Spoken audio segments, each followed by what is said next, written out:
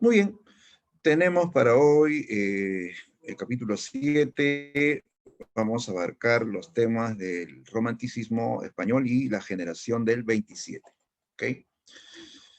Muy bien, entonces comenzamos. Ya.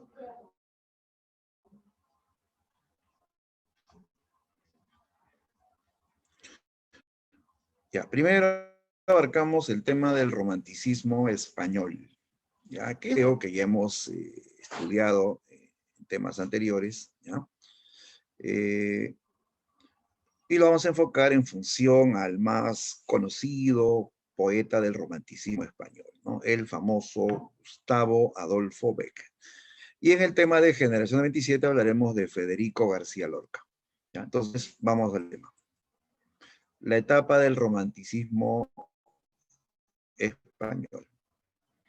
Ya, a ver, el romanticismo español se va a dar ya en el siglo XIX de manera tardía, ¿sí? De manera tardía, cuando ya en el resto de Europa prácticamente estaba, ¿ya? Y que al igual que en los demás países, pues tuvo esa nota subjetiva, ¿no? Alejada de la realidad, de los temas sociales y políticos, ¿no?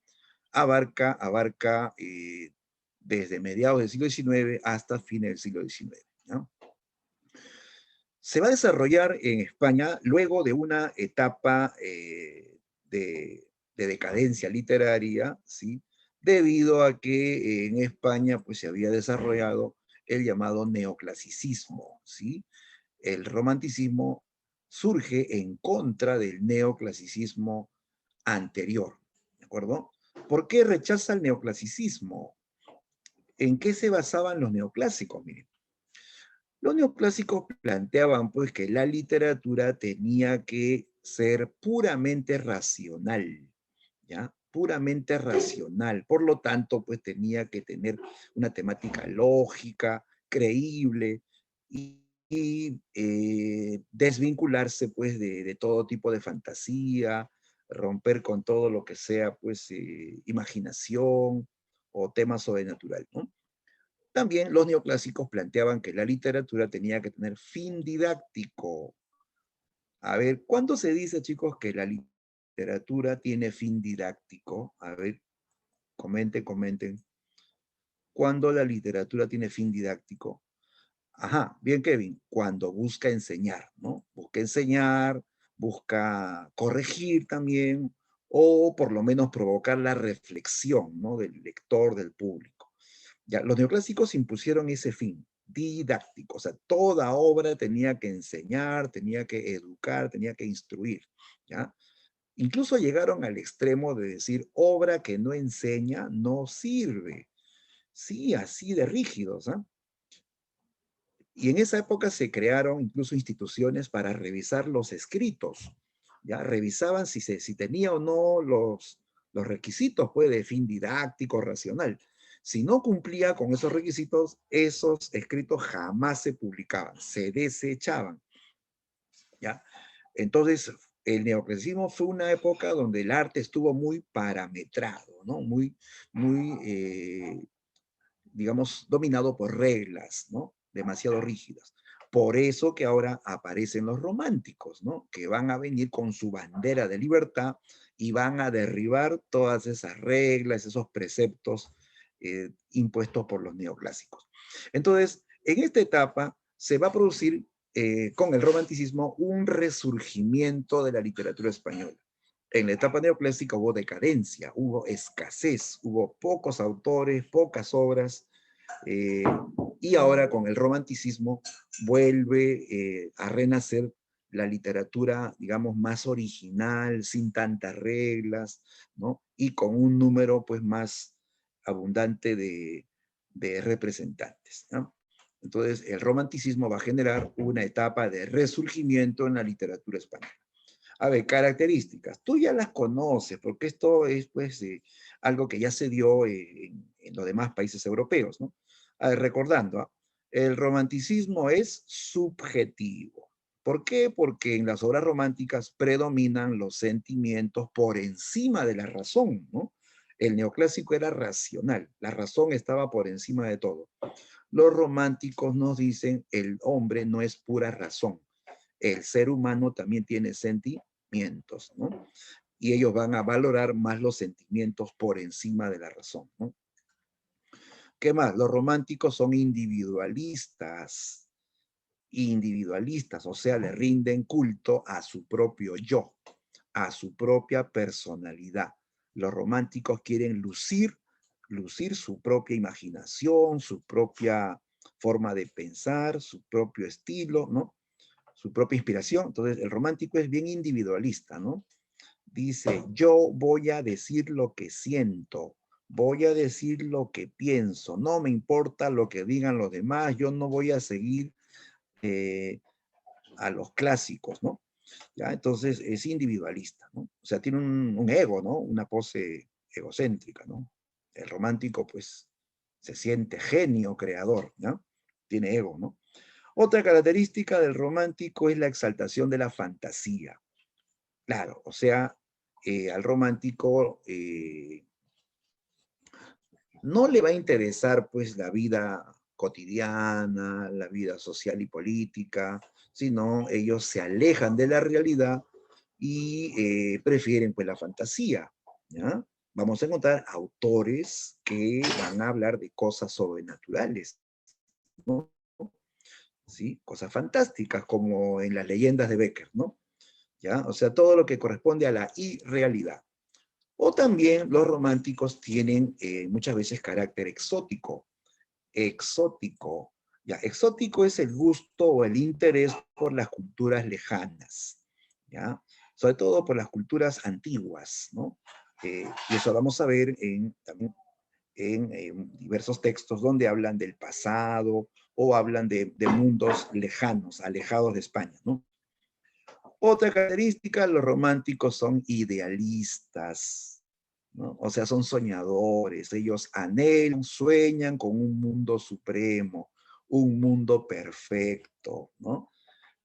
Que por cierto, pues no existe, ¿no? No existe un mundo perfecto, no existen las personas perfectas, pero el romántico lo anhela, ¿no?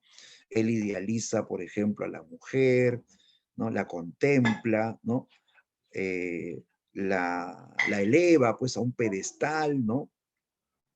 ¿No? Eh, Incluso no busca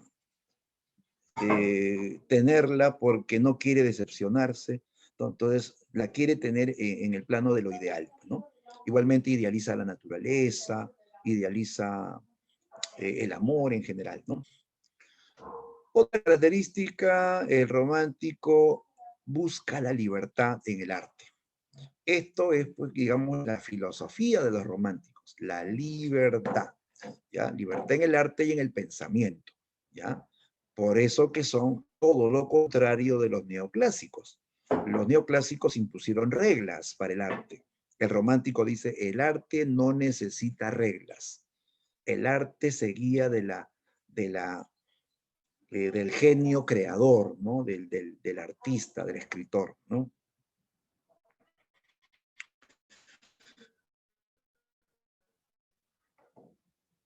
Otra característica del romántico es la angustia metafísica.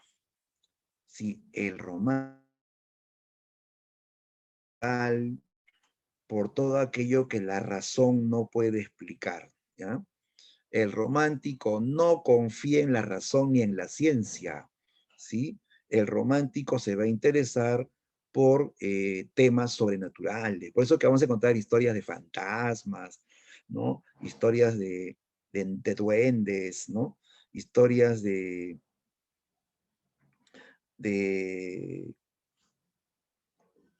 también de cosas vinculadas a las creencias, a las supersticiones, ¿no?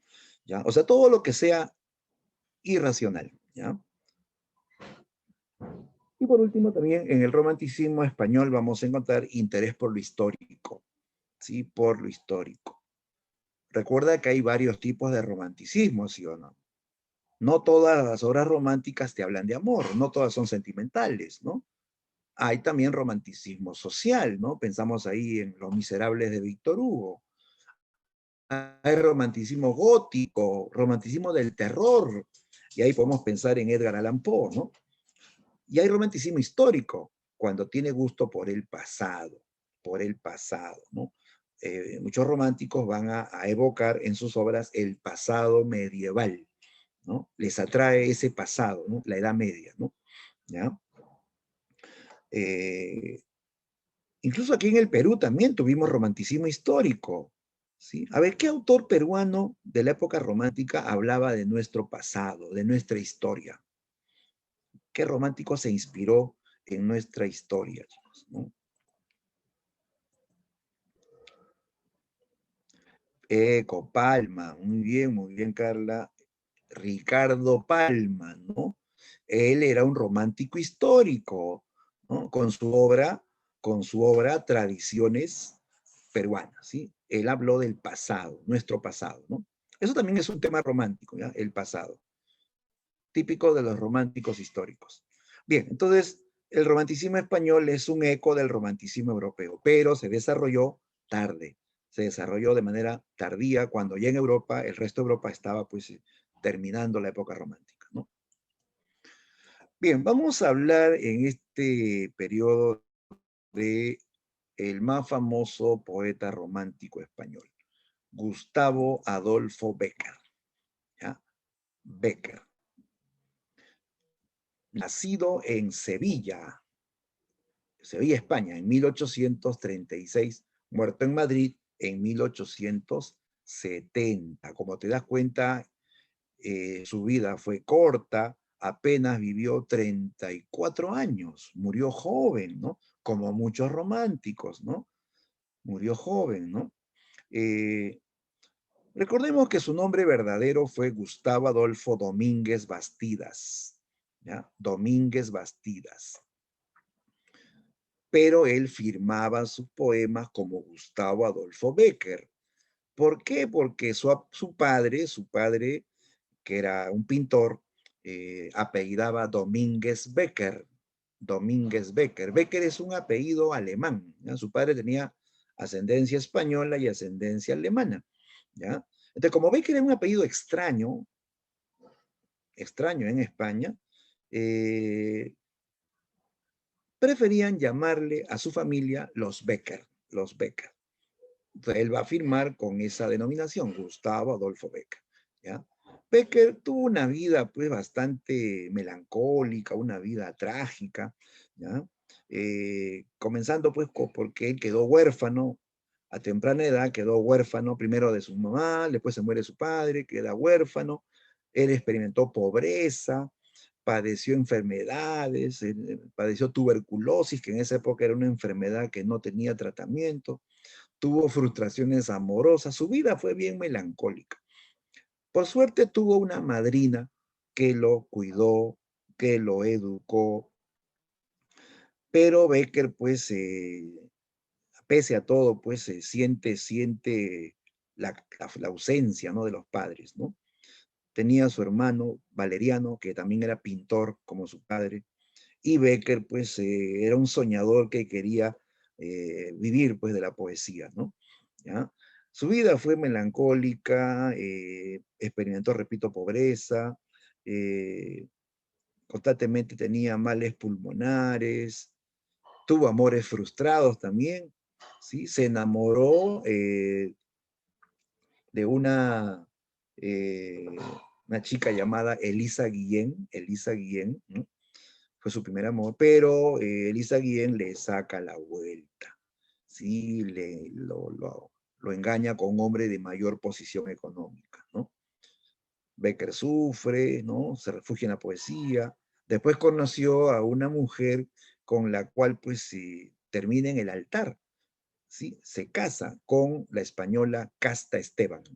Casta Esteban, ¿ya? Se casó, con ella tuvo 3 hijos, ¿ya? Después se enteró que el tercero no era de él, no era de él, o sea, Casta también lo había engañado.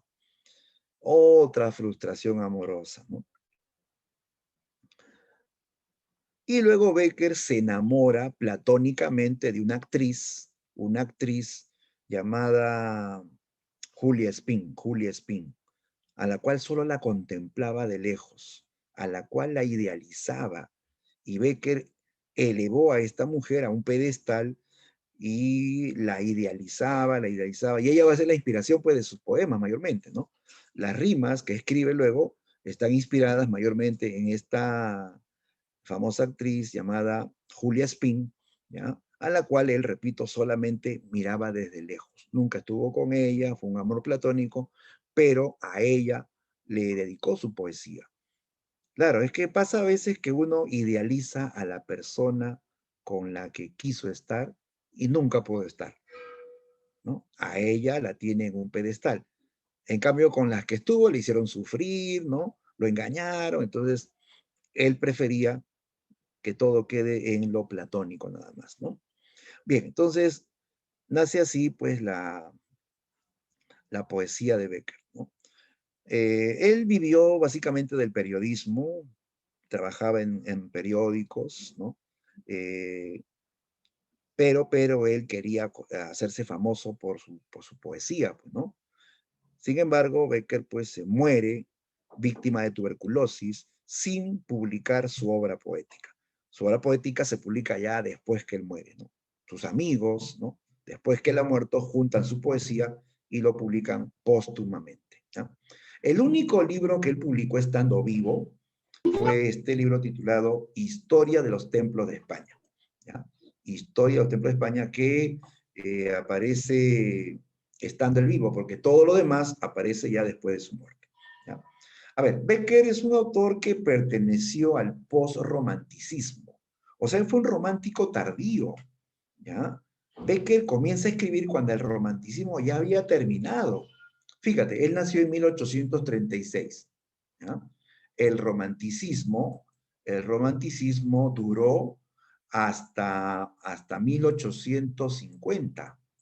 1850 se acaba el romanticismo en Europa. Él nació en 1836, ¿ya? 36. Ya, pero ¿a qué edad empezó a escribir? Cuando era adolescente, pues como pasa mayormente. ¿Tú a qué edad has escrito un poema? Eso que llamas poema. No, generalmente los que gustan de escribir han escrito pues a los 15, a los 16, ¿sí o no? ¿No? Un poema más o menos, pues respetable, ¿no? ¿Ya? ¿Sí o no? Y entonces, pongamos que escribió a los 16 años, comenzó a escribir a los 16 años. 1836 más 16 años, a ver, sumando ahí, ya sería 1852. O sea, escribe su primer poema en 1852. Y en este año ya el romanticismo estaba enterrado, ya había terminado. Becker es un poeta que llegó tarde a la fiesta romántica, ¿ya? Entonces, es un romántico tardío o también le llaman post-romántico, ¿ya? Post-romántico. Su poesía es sentimental, es esa poesía melancólica, esa poesía dulce que idealiza a la mujer, es, esa poesía galante, pues, ¿no? ¿Okay? Esa poesía que casi llega a lo cursi, ¿no? ¿No? Demasiado dulce, diría yo. Podría matar una diabética con su dulzura, ¿no?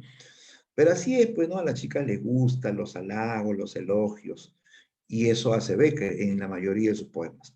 Ahora, su poesía es breve,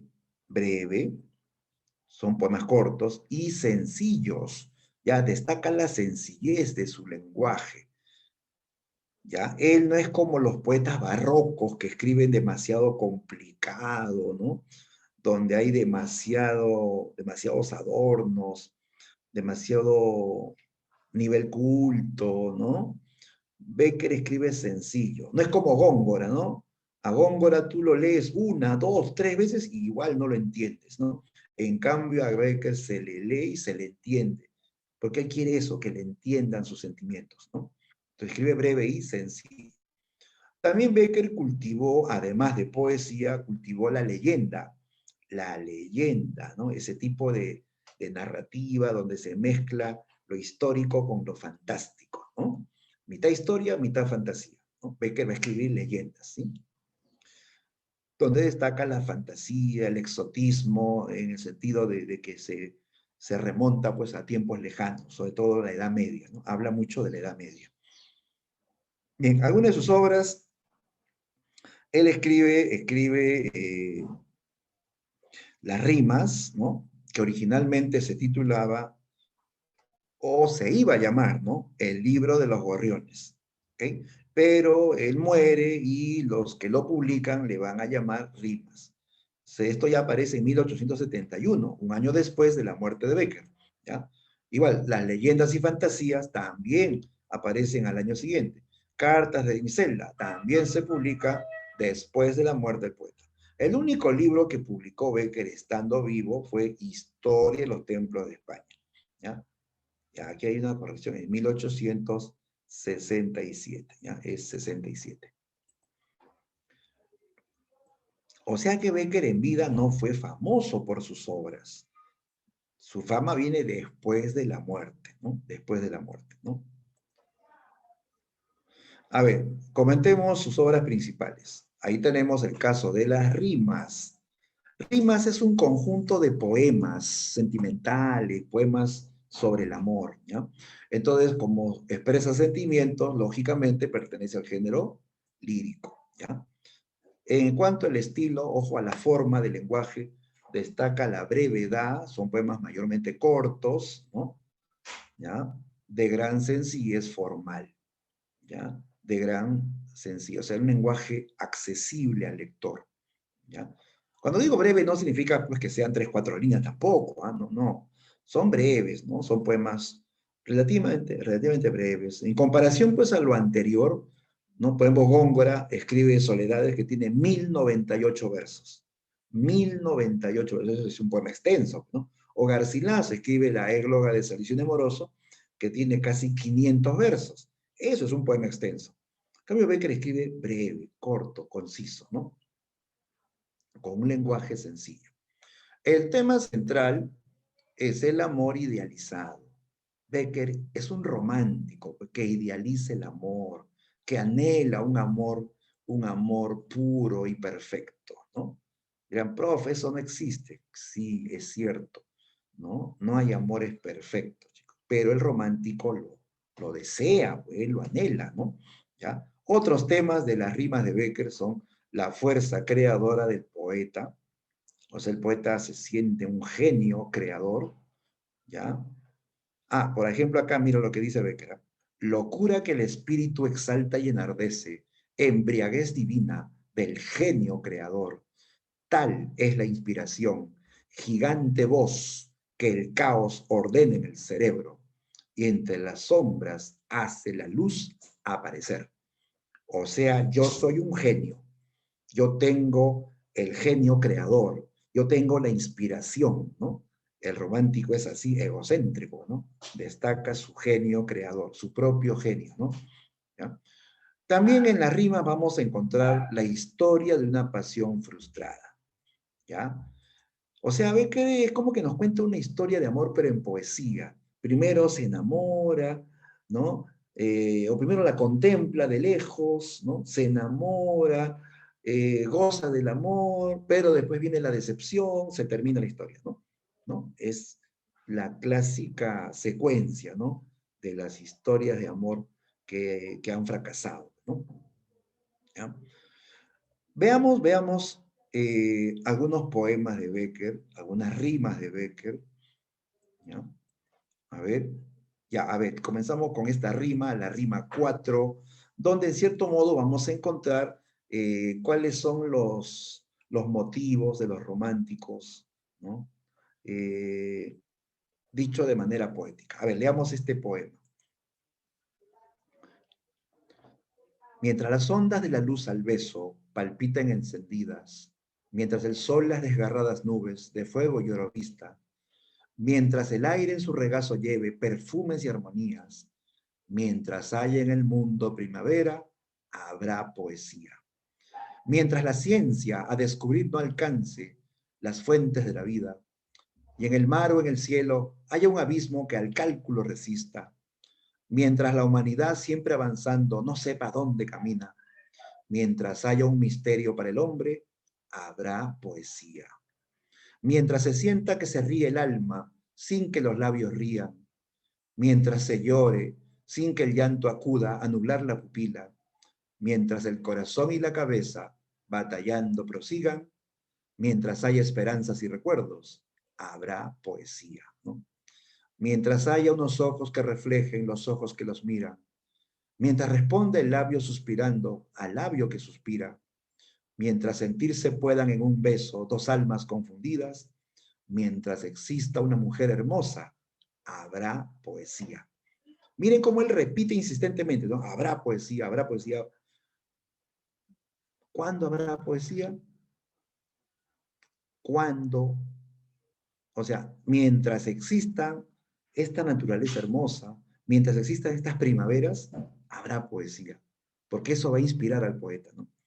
Mientras la ciencia, dice, mientras la ciencia no pueda descubrir todas las fuentes de la vida, mientras la ciencia no pueda explicarlo todo, porque la razón no lo explica todo, mientras hayan misterios que la ciencia no logra explicar, habrá poesía, dice, ¿no?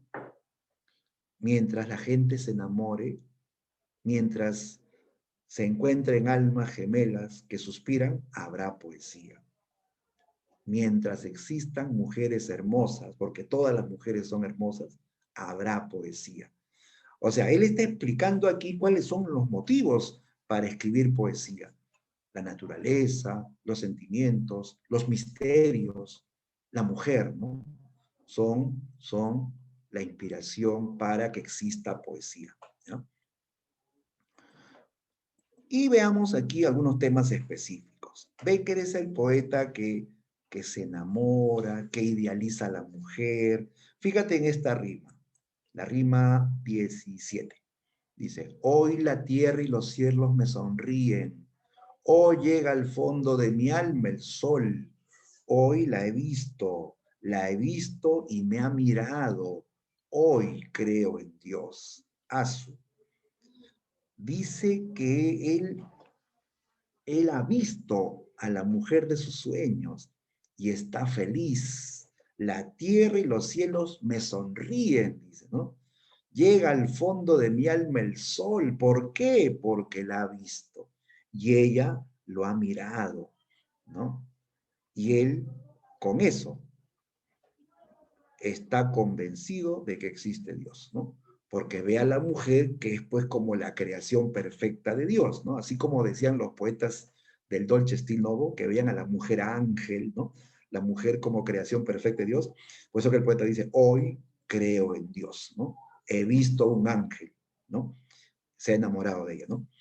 Ve que idealiza a la mujer, ve que es el poeta que se enamora a primera vista, ¿no? Idealiza el amor, él anhele el amor eterno. Fíjese este poema, la rima 78. Dice, podrá nublarse el sol eternamente, podrá secarse en un instante el mar, podrá romperse el eje de la tierra como un débil cristal. Todo sucederá, podrá la muerte cubrirme con su fúnebre crespón, pero jamás en mí podrá apagarse la llama de tu amor. ¿Te das cuenta de lo que ha dicho el poeta? Dice que podrá nublarse el sol para siempre, podrá secarse el mar en un instante, podrá romperse el eje de la tierra como un débil cristal. O sea, el mundo se acaba, la muerte hasta lo cubre, pero jamás se acaba la llama de su amor, ¿no? O sea, habla del amor que va más allá, pues, de, de todo lo existente, ¿no?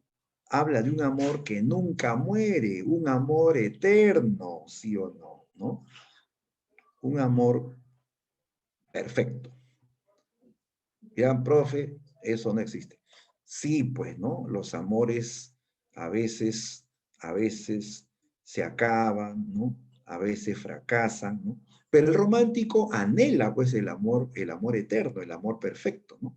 Esa es la visión, el anhelo del romántico, ¿no? ¿Ya? Entonces Becker idealiza el amor, ¿sí? Un amor que va más allá de la vida misma, ¿no? Pero las rimas también hablan de frustración amorosa. Claro, al comienzo se enamora, goza del amor, ¿no? Pero luego viene también la frustración, ¿no? En la rima 30 habla de un fracaso amoroso. Mira, asomaba a sus ojos una lágrima y a mi labio una frase de perdón. Habló el orgullo y se enjugó en su llanto y la frase en mis labios expiró. Yo voy por un camino, ella por otro, pero al pensar en nuestro mutuo amor, yo digo aún, ¿por qué callé aquel día? Y ella dirá, ¿por qué no lloré yo? ¿Qué ha pasado? Cuando dice, yo voy por un camino, ella por otro, es porque ya se han separado. Cada uno se va por su camino propio. ¿Por qué se acabó esa historia de amor? Según el poema, por orgullo. Claro, todas las parejas tienen sus discusiones, ¿no? Sus conflictos, pero ellos no supieron pedir perdón por el orgullo, pues, ¿no? El orgullo es un veneno del amor, chicos, ¿no? Porque por orgulloso no eres capaz de admitir tus errores o no eres capaz de pedir perdón, ¿no? Y así pasó en esta historia de amor de Becker, ¿no? Dice, ella quiso llorar, yo quise pedir perdón, pero no, ella no lloró, no pidió perdón, yo tampoco, la frase se quedó muerta en mi boca, no llegué a pedir perdón, y ahora yo voy por un camino, ella por otro. Y ahora, recordando ese tiempo, digo, ¿por qué callé aquel día? Y ella dirá, ¿por qué no lloré yo? ¿No? Entonces el orgullo acabó con esa historia de amor. Entonces Becker habla del amor, de la historia de amor que va teniendo una evolución, ¿no? Y tú habrás escuchado, pues, de esta famosa rima también, la más conocida de Becker, la que alguna vez habremos de repente hasta recitado en la primaria, ¿no? En el colegio, ¿no? La rima de las oscuras golondrinas, en la rima 53. Esa que dice, volverán las oscuras golondrinas en tu balcón sus nidos a colgar, pero aquellas que aprendieron nuestros nombres, esas no volverán, ¿no? Ya, esa rima habla también de una frustración amorosa, ¿ya? Mira, las golondrinas se van, pero vuelven, ¿sí o no? Se van y regresan con los cambios de las estaciones. Las flores se marchitan, pero vuelven a florecer, ¿sí o no? Otra vez se marchitan y otra vez florece. O sea, la naturaleza regresa. En cambio, el amor fracasado que él tuvo nunca volverá, ¿no? Por eso dice, aquellas que aprendieron nuestros nombres, esas no volverán, ¿no? Entonces habla de un amor que también se ha frustrado, que ha concluido, que ha fracasado, ¿no? Entonces Becker es un poeta romántico, melancólico, que anhela el amor perfecto, el amor ideal, pero que ha experimentado también frustraciones, ¿no? Bien, como te das cuenta, su poesía es sencilla, corta, breve, entendible. No es como leer a Góngora, bueno, ahí sí te rompes el coco, igual te quedas en la oscuridad, ¿no? Bien, aparte de las rimas, Becker también dijimos escribió leyendas. Él es autor de una colección titulada Leyendas y Fantasías, ¿ya? Estamos frente a un conjunto de 18 relatos inspirados en la tradición popular. A Becker le gustaba escuchar historias del pueblo. La gente contaba sus historias, pues, ¿no? Historias de, así misteriosas, historias de fantasmas, de duendes, de gnomos, de mujeres así malignas, ¿no? Entonces, en base a eso que él escuchaba, él escribe sus leyendas. Él obviamente le da poesía, porque una cosa es lo que la gente cuenta y otra cosa es lo que te escribe, ¿sí? Becker es un poeta, ¿no? Él le da poesía a esas historias, le da belleza, le da belleza. Estas leyendas destacan por su elemento legendario y exótico. O sea, hay estos componentes fantásticos de las leyendas y exótico por el recuerdo del pasado. ¿Ya? Becker se remonta al pasado medieval. ¿Ya? Todas sus leyendas se ubican en la Edad Media española. ¿Ya? A ver, leyendas famosas, tenemos la Jorca de Oro, la Mascota del Rayo de Luna, Maese Pérez el organista, ¿no? De una especie de fantasma en una iglesia que toca el piano, ¿no? Así tétrico, aterrador, ¿no? El Gnomo, etcétera, ¿no? Son parte de la colección titulada Leyendas y Fantasías, ¿no? Ya. Aquí cabe destacar un tema, un tópico novedoso en la época romántica. Los románticos van a hablar del tópico de lo grotesco, ¿ya? La estética de lo grotesco, ¿ya? A ver, atención, ¿qué es esto? Esto lo planteó por primera vez el gran Víctor Hugo, ¿sí? ¿Recuerdan a Víctor Hugo, el francés, el romántico francés? El que escribió Nuestra Señora de París, ¿sí? La historia de Quasimodo, el jorobado, ¿sí? Ya pues, Víctor Hugo plantea la idea de lo grotesco, lo grotesco. Dice que lo grotesco es la mezcla entre los opuestos. Puede ser lo bello con lo feo, puede ser lo bello con lo demoníaco, ¿no? ¿Sí? Lo bello con lo maligno, ¿de acuerdo? Esa es la estética de lo grotesco. Distinto a la visión de los clásicos. Los clásicos planteaban que lo bello siempre está ligado a lo perfecto, a lo hermoso, a lo bueno, ¿no? Ese es el pensamiento clásico. Pero todo lo bello es bueno, chicos. ¿Siempre es así? No siempre, ¿ah? No siempre, ¿no? ¿No? Y los románticos se dan cuenta de eso, que lo bello no siempre es lo bueno, lo perfecto, ¿no? ¿No? Los románticos van a notar que lo bello puede estar vinculado a lo maligno o a lo monstruoso, ¿sí? Por ejemplo, en Nuestra Señora de París, ¿cómo es el protagonista? ¿Cómo es Quasimodo? ¿Ah? ¿Cómo es por fuera? Por fuera.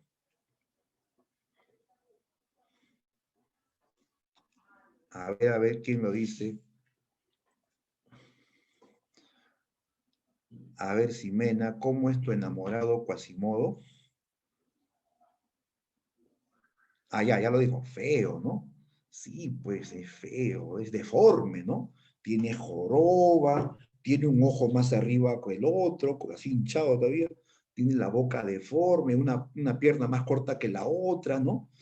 O sea, por fuera es feo, deforme, pero por dentro, ¿cómo es por dentro? ¿Cómo es por dentro Quasimodo? Por dentro es un gran ser humano, ¿sí? Por dentro, no es feo por dentro, ¿ah? Por dentro él es un alma sublime, un alma que se enamora de verdad, un alma que está dispuesto a dar la vida por otro, ¿no? Nota ahí cómo se combina lo feo, lo deforme con lo bello, con lo bueno, ¿no? Y puede ser viceversa, ¿no? Viceversa. En el caso de Becker, él habla de mujeres muy hermosas, pero que son pues así medio diabólicas, malignas, ¿no? Malvadas, ¿no? Sí, eso es la estética de lo grotesco. En el caso de Becker, él combina lo bello vinculado a lo demoníaco, a lo maligno, ¿ya? O sea, dentro de la belleza de mujer hay un poder maligno que te seduce, que te enferma, que te manipula y termina arrojándote a un abismo. ¿Es cierto o no? Claro, hay mujeres que tienen una belleza fatal, que han arrojado al abismo a muchos hombres. Recuerden el caso, pues, de, por ejemplo, a ver, de Sansón y Dalila, ¿sí? O de Cleopatra y Julio César, o de Helena de Troya y París, ¿no? Esas bellezas pues causaron desgracia, fatalidad, ¿sí? A eso se refieren los románticos, ¿ya? Por ejemplo, tú ya sabes la historia de la Jorca de Oro, ¿no? Una mujer hermosa, caprichosa, que soñó con la Virgen María, sobre todo soñó con una joya que usaba la Virgen María, ¿no? Y en el sueño la Virgen María pues le dice, esto es mío, no te pertenece, nunca será tuyo, nunca, nunca, nunca, ¿no? Y esta chica que también se llama María, se mete la idea de yo también soy María, dijo. Yo quiero esa joya, ¿no? Yo la quiero para mí. Y despierta llorando, ¿no? Llorando. Viene su amado Pedro Alonso de Orellana, la ve llorando, ¿no? Y él pues se sufre porque no le gusta que ella llore, pues, ¿no? Dime por qué lloras, dime qué está pasando. Dice, no, no te lo puedo decir, dímelo, no, tú te vas a reír de mí, dímelo de una vez, no, tú no vas a poder darme lo que yo quiero, le dice, ¿no? Dice, yo estoy dispuesto a todo por ti. ¿Qué es lo que tú quieres? Le digo, ¿no? ¿Quieres la corona del rey? Te la traeré. ¿Quieres el tridente del diablo? Te lo traeré. ¿Quieres la mitra del papa? Te lo traeré. ¿Y qué le pidió ella? La jorca de oro. Dice, si tú me amas, tráeme la jorca de oro. O sea, la maldita le estaba pidiendo que le robe a la Virgen María, que cometa sacrilegio, ¿no? Y ojo que estamos en la Edad Media, una época muy religiosa, y este Pedro Alonso era devoto de la Virgen María, ¿ya? Entonces él se asusta. ¿Qué me estás pidiendo? ¿Acaso quieres que caiga un castigo del cielo? ¿Pides que le robe a la Virgen María, la Madre de Dios, nuestra santa patrona, la que intercede por nosotros? Le dice, ¿no? ¿Y saben qué hizo María? Se puso a llorar. Con esos enormes ojos se puso a llorar. Y lloraba caprichosamente. ¿Para qué lloraba, chicos? ¿Ah? ¿Para qué creen que lloraba? ¿Para qué esas lágrimas?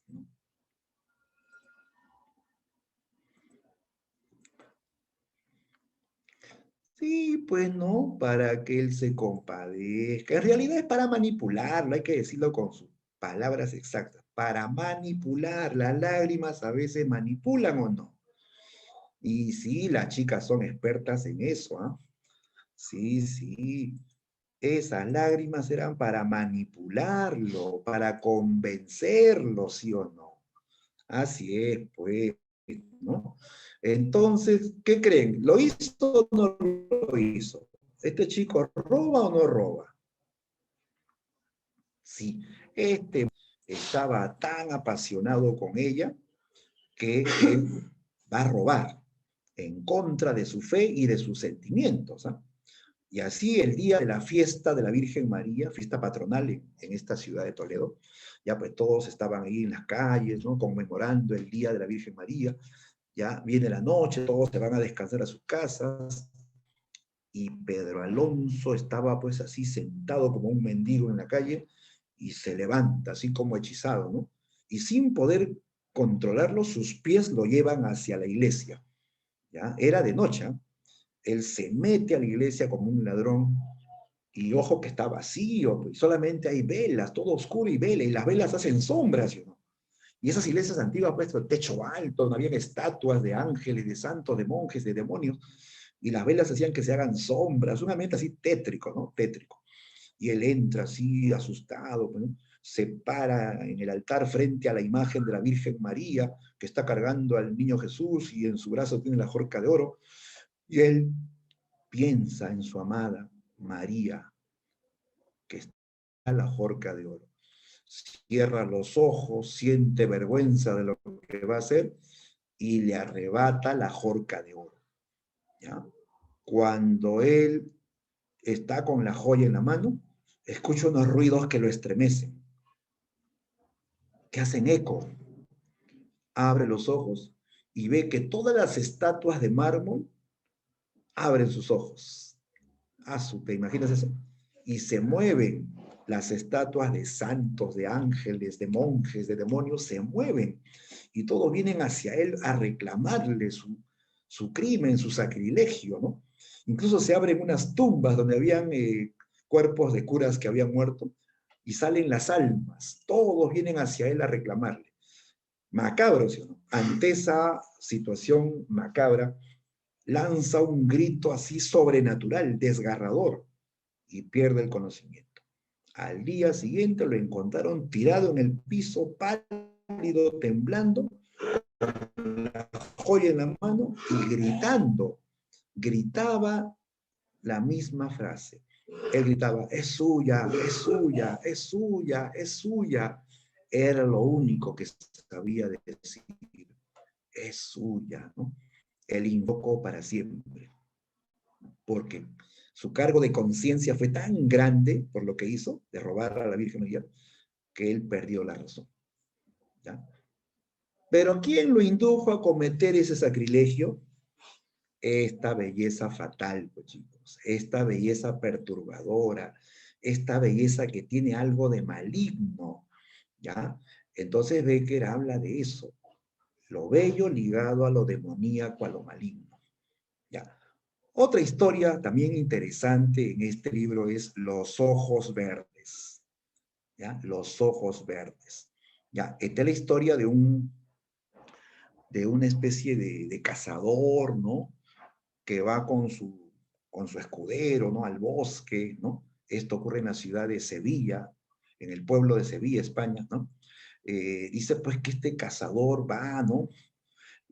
Tras un ciervo, ¿no? Lo va persiguiendo por el bosque, se le escapa y él está medio molesto porque se le ha escapado pues el ciervo, ¿no? Y de pronto llega a una especie de lago, hay una cascada, y él pues entra, ¿no?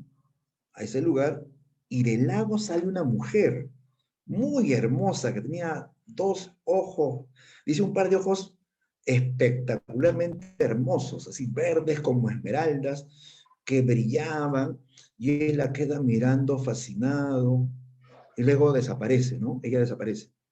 Y él cree pues haber visto un espejismo, medio asustado, regresa, ¿no? Regresa, eh, consigue al venado, regresa, pero viene con esta idea, ¿no? Y le comenta, ¿no? A su escudero, ¿no? Él le dice, ¿sabes que en ese lugar hay una mujer? Le dice, ¿no? ¿Has oído de que hay una mujer en ese lago? Y el escudero dice, Señor, eh, no hay que ponerse valiente con cosas del diablo, le dice, ¿no?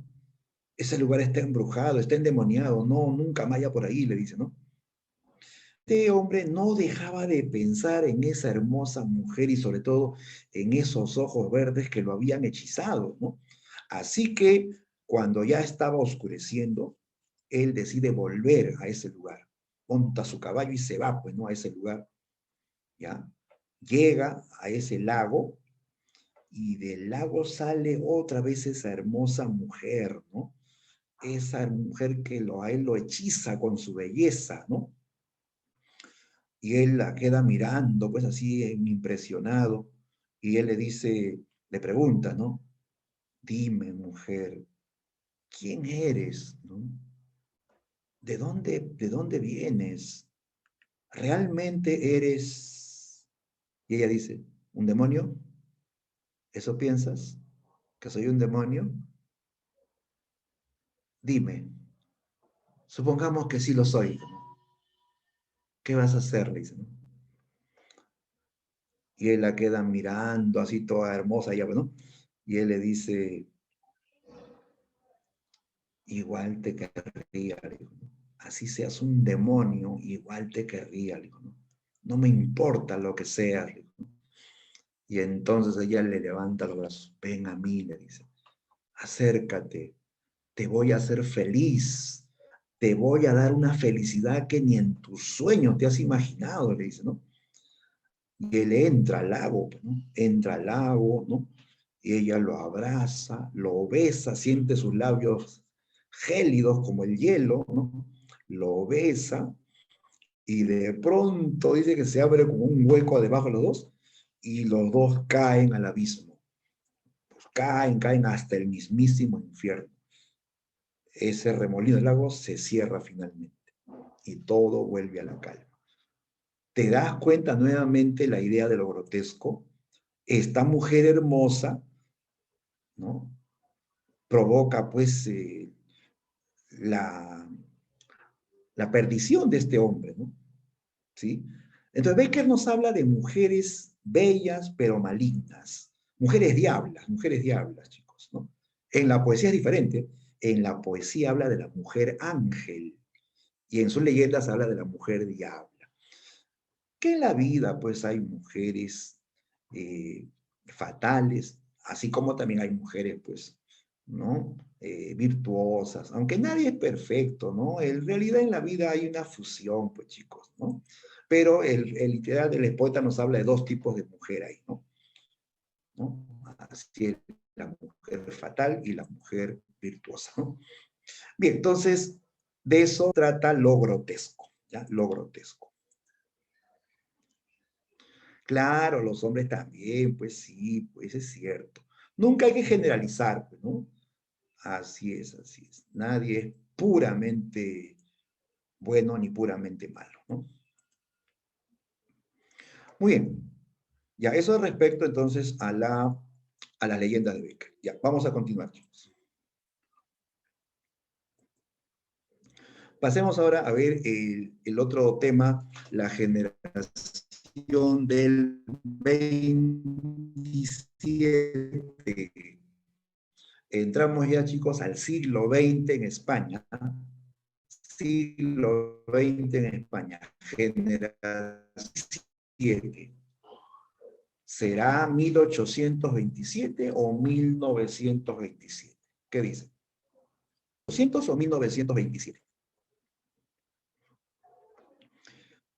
Ya hemos dicho que entramos a la literatura del siglo XX.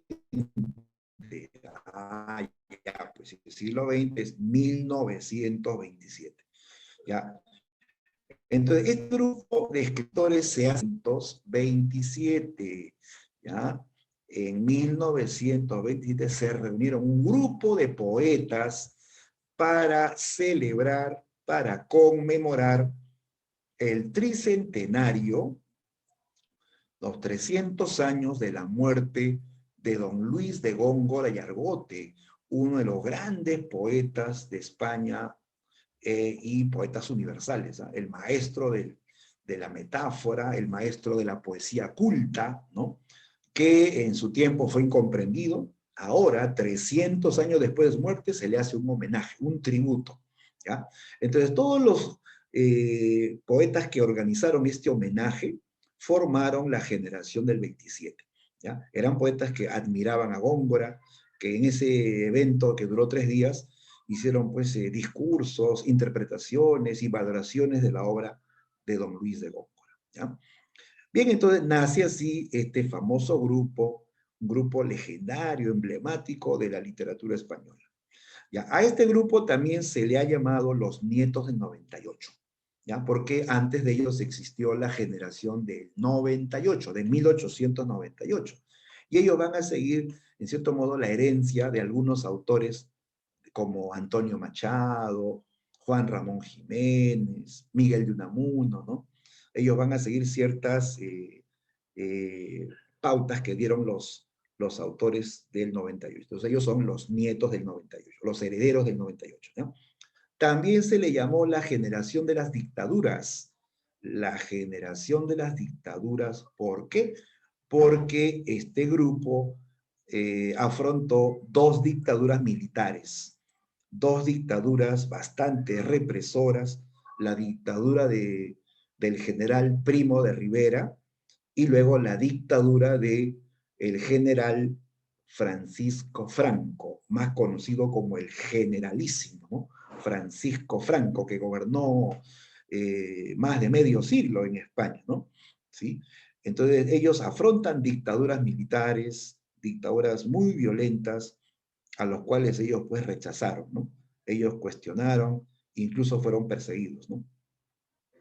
También se les llama generación de la amistad, porque eran autores pues que se conocían entre ellos, eran amigos, se conocieron en la Universidad de Madrid, ¿ya? Y ellos pues eh, van a cultivar la poesía, sobre todo, ¿no? Eran muy amantes de la poesía, ¿no? ¿Ya? En este caso no hay un líder, no es como la generación del 98 que tuvo como líder definido a don Miguel de Unamuno. En este caso no hubo líder. ¿Por qué? Porque todos eran amigos. O sea, no había uno que mandaba, uno que guiaba, no. Todos eran amigos, ¿no? Obviamente el más notable fue Federico García Lorca, ¿no? Pero no se puede decir que él fue el líder de esa generación. Aquí fue un grupo de amigos, ¿no? Ya, algo importante, chicos. Esta generación recibe la influencia de un movimiento eh, que estaba ya, pues, de moda en ese tiempo en toda Europa. ¿Cómo se llama, chicos, este mega movimiento que se desarrolló en el siglo XX, sobre todo luego de la Primera Guerra Mundial? ¿Ah? ¿Cómo se llama este conjunto de tendencias rebeldes contra el arte tradicional? A ver, díganlo, díganlo. Muy bien, Angelo, el vanguardismo. Estos poetas asimilan el vanguardismo, o sea, van a ser poetas innovadores, ¿ya? Entonces también se le puede llamar la generación vanguardista, ¿ya? Generación vanguardista, ¿ya? Ahora, este es un grupo que vive una época violenta en España, las dictaduras que ya mencionamos, y que desatan una guerra civil también. España se divide en dos bandos, los republicanos y los monarquistas, ¿no? Los republicanos, que son pues todos los que tienen tendencia de izquierda, los socialistas, los anarquistas, los comunistas, representados por masas obreras, incluso estudiantes, la población en general, y los monarquistas o nacionalistas, representados por la burguesía, la Iglesia Católica, las Fuerzas Armadas, apoyados por los nazis y los fascistas italianos. Se desata una cruenta guerra civil, ¿no? Una guerra que le costó a España cerca de 1 millón de muertos y muchos pueblos destruidos. En esa época, Hitler apoya a Francisco Franco y bombardea España. Bombardea España con aviones como ensayando para la Segunda Guerra Mundial, ¿no? España queda destruida, ¿no? Con la guerra civil, ¿no? Entonces, estos autores viven la guerra civil. La guerra civil genera una temática también de compromiso social. La guerra civil incluso va pues, a hacer que muchos de ellos se vayan al exilio, ¿no? Porque la vida pues ya no era segura en España, ¿no? Bien, ellos viven toda esta situación, ¿no? Las dictaduras, la guerra civil, ¿no? Y en medio de eso generaron un arte, al comienzo un arte de tipo puro y luego un arte comprometido, ¿no? Ya, a ver, características de la generación del 27. Ahí tenemos en la foto a los integrantes de la generación 27, incluso con algunos acompañantes, ¿no? A unas damas que eran sus parejas, ¿no? Acá tenemos al más notable, Federico García Lorca. Él es el ídolo de la poesía en ese tiempo, ¿no? A ver, características de la generación del 27. Ya, en primer lugar, este es un grupo que, como ya dijimos, asimila la vanguardia. Pero, ojo, ellos van a respetar la tradición poética española. Algo extraño, ¿no? Los vanguardistas generalmente rompen con las tradiciones, con el arte tradicional, pero este grupo respetó la tradición poética española, no la tradición clásica, ¿no? La española. O sea, ellos reciben este legado de la generación anterior de que había que rescatar la tradición, la esencia. Para ellos la tradición era la esencia de España, ¿no? Entonces ellos van a sintetizar la vanguardia y la tradición. O sea, van a cultivar estas novedades de la poesía vanguardista, por ejemplo, el verso libre, el verso sin rima ni métrica fija. Van a rescatar la metáfora audaz, la metáfora compleja que viene de la vanguardia. Incluso asimilan este ismo que se inspira en los sueños. ¿Ah? ¿Cómo se llama este ismo que se inspira en los sueños? En el mundo onírico, el mundo de los sueños. A ver quién lo dice. El ismo que se inspira en el mundo de los sueños se llama, bien, bien, Ángelo, correcto, Ximena, el surrealismo. Ese es el ismo que más pegó en España, ¿ya? Que fue cultivado por la mayoría de autores del 27. ¿Ya? Todo eso viene de la vanguardia. Ahora, a eso se suma el rescate de formas poéticas tradicionales de España. Ellos van a rescatar, por ejemplo, los romances y las canciones, ¿no? Que vienen de la poesía popular, ¿no? La poesía popular española, ¿no? La poesía culta de Garcilaso, de Góngora, que era también tradición de España, ¿sí o no? Entonces ellos van a armonizar la vanguardia, o sea, la poesía moderna, con la tradición, o sea, la poesía antigua de España. ¿Ya? Entonces no fueron pues así radicales como en otros países, ¿no? Ellos van a sintetizar vanguardia y tradición. ¿Qué más? Este es un grupo esencialmente poético. Ellos van a privilegiar la poesía, o sea, el género lírico. Aunque también algunos van a desarrollar teatro, como es el caso de Federico García Lorca, que hizo poesía, pero también hizo teatro, ¿sí? ¿Qué más? Este es un grupo que también, en cuanto a la temática, tiende al equilibrio. Ellos van a equilibrar estilos contrarios. Por ejemplo, ellos van a equilibrar lo intelectual con lo sentimental, lo culto con lo popular, lo universal con lo español, incluso lo puro y lo comprometido, ¿no? Entonces ellos equilibran la temática en la poesía. ¿Ya? Por eso fue una generación brillante, brillante, ¿no? Hablemos del más notable, pues, de este grupo, el famoso Federico García Lorca. Federico García Lorca, ¿ya? Nacido en el pueblo de Fuente Vaqueros, en Granada, que es una zona rural, ¿eh? Es una provincia, no es la ciudad, es una zona rural donde hay haciendas, donde hay naturaleza. Allí nació Federico García Lorca. Era hijo de un hacendado rico, ¿ya? Él era hijo de un hacendado de buena posición. Era el señorito de una hacienda, ¿ya? Por eso tuvo buena educación, vida cómoda, ¿no? Él estudió derecho, filosofía, letras, él cultivaba el arte, él tocaba el piano, él era pintor, él era poeta, ¿no? Entonces fue un artista, ¿no? De buena formación, ¿no? Intelectual, ¿no? Lorca va a comenzar a hacer poesía luego de descubrir el folclore andaluz, el folclore de Andalucía, que es un territorio pues, que durante mucho tiempo albergó a diferentes culturas que llegaron a España. Ahí estuvieron los árabes, ¿no? Claro, ahí estuvieron los gitanos también. Entonces, en base a ese folclore andaluz, él comienza a escribir sus primeras obras poéticas, ¿no?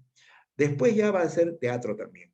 Ahora, Lorca es un autor que en este contexto violento de la guerra civil, él apoya a los republicanos. ¿Ya? Él critica a la falange de Francisco Franco, ¿no? Que se alzó contra la república, ¿no? Él cuestiona, incluso en artículos periodísticos, critica abiertamente a la falange, ¿no? O sea, las fuerzas armadas, ¿no? de Francisco Franco, ¿no? Y por eso que Lorca comienza a ser perseguido, ¿ya? Franco le puso la cruz, ordenó la persecución y muerte de Federico García Lorca, ¿ya? Lorca va a ser apresado, ¿ya? se lo llevan preso, a pesar que era de una familia poderosa, a pesar que él era un escritor famoso, ya era conocido poeta, autor de teatro, ya había escrito Bodas de Sangre, ¿no? Era famoso, igual se lo llevaron preso. Por más que la familia movió sus influencias, Lorca fue condenado a muerte, ¿sí? Bajo el cargo de ser comunista, espía ruso y homosexual, ordenaron su fusilamiento. A Lorca se lo llevan en un camión, ¿sí? Sin que nadie lo sepa, a él y a un torero y a un profesor que eran republicanos, se los llevaron a un escarpado, los hicieron avanzar detrás de la tropa y les dispararon por la espalda, ¿no? Los acribillaron a balazos. Así murió Federico García Lorca, fusilado por las tropas de Francisco Franco, simplemente por criticar, por cuestionar ese régimen, ¿no? ¿Ya? Sus restos fueron desaparecidos. Hasta hoy no se encuentran los restos de Federico García Lorca. Así funcionaba la dictadura, con violencia, ¿no? ¿Ya?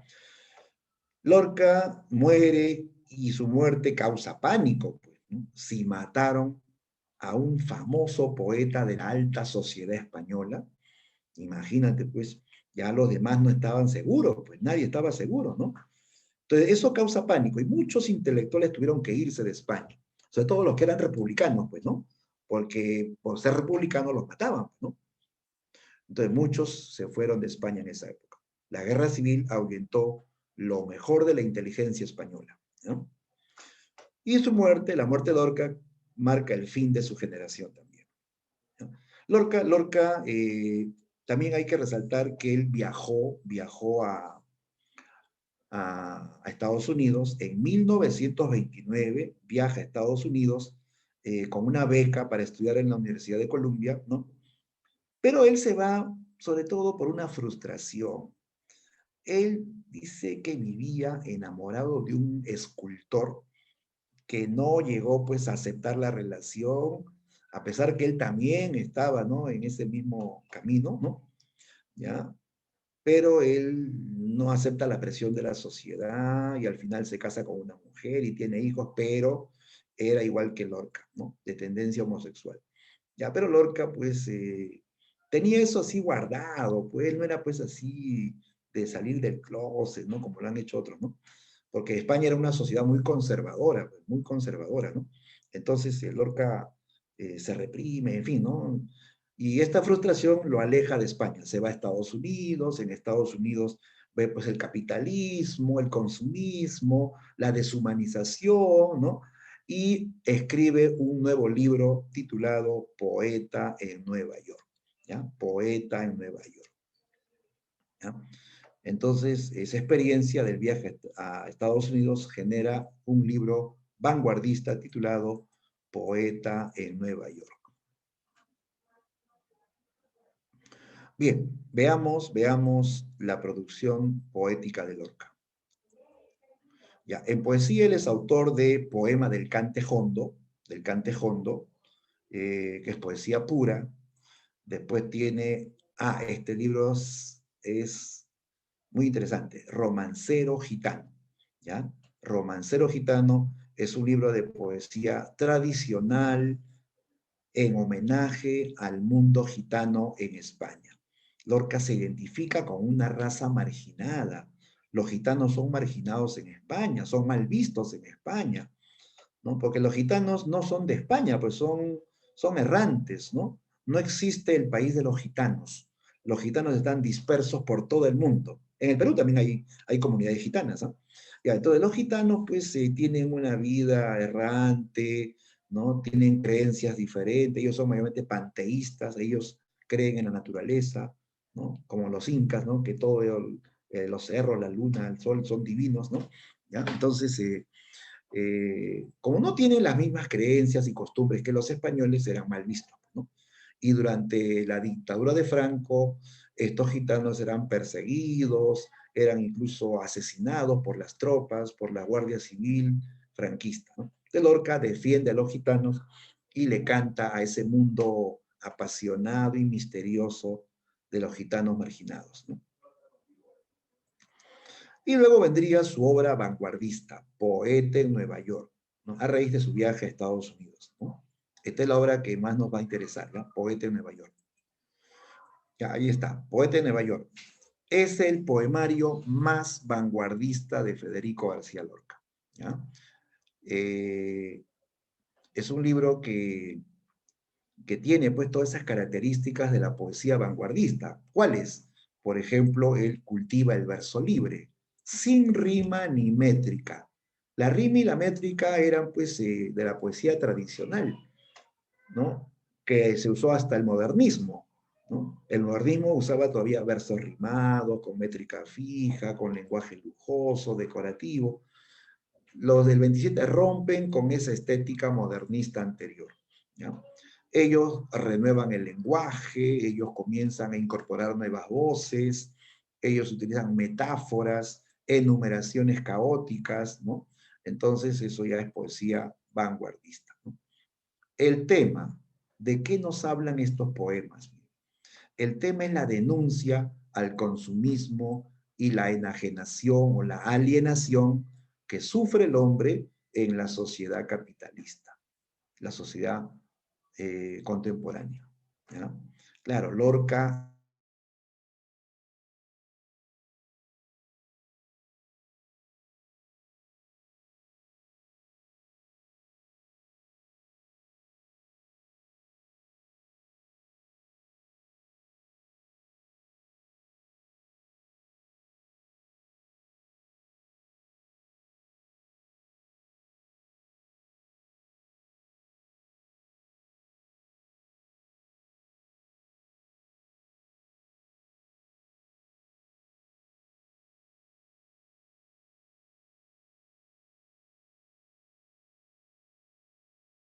Profesor,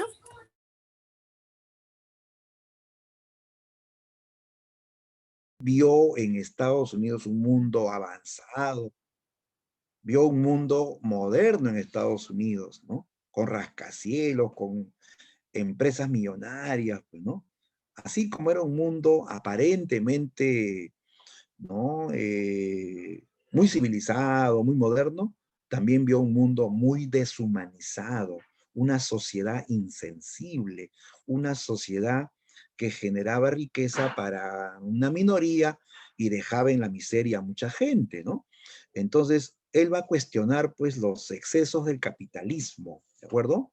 Él va a cuestionar también el consumismo, la alienación del hombre que se siente sometido por el sistema, que lo obliga a trabajar y a trabajar para consumir, el hombre que impone lo material por encima de lo humano, ¿no?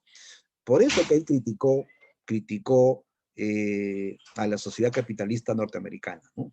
Por alienar y deshumanizar al hombre, ¿no? En este libro vamos a encontrar imágenes surrealistas. Esas imágenes caóticas que vienen de los sueños aparecen en los poemas de García Lorca, ¿ya?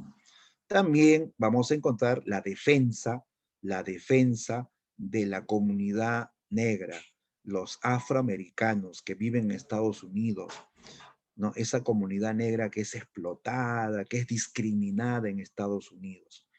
También van a haber algunos poemas eróticos, ¿no? Pero mayormente son poemas de denuncia, ¿no? Y también de defensa de los marginados en Estados Unidos, ¿no? A ver, veamos algunos poemitas de este libro. Ahí está el poema poeta, del libro Poeta de Nueva York, el poema La Aurora. La Aurora. Aurora significa el amanecer, ¿no? El amanecer, ¿no? A ver, leamos el poema. La aurora de Nueva York tiene 4 columnas de cieno. Cieno es barro, lodo, algo que está embarrado, algo que está lleno de suciedad, ¿no? ¿Ya? La aurora de Nueva York tiene 4 columnas de cieno y un huracán de negras palomas que chapotean las aguas podridas. La aurora de Nueva York gime por las inmensas escaleras, buscando entre las aristas nardos de angustia dibujada, ¿no? La aurora llega y nadie la recibe en su boca, porque allí no hay mañana ni esperanza posible. A veces las monedas, en enjambres furiosos, taladran y devoran abandonados niños. ¿Te das cuenta esta mirada, ¿no? estremecedora de Nueva York, dice que el amanecer en Nueva York tiene 4 columnas de cieno, de barro.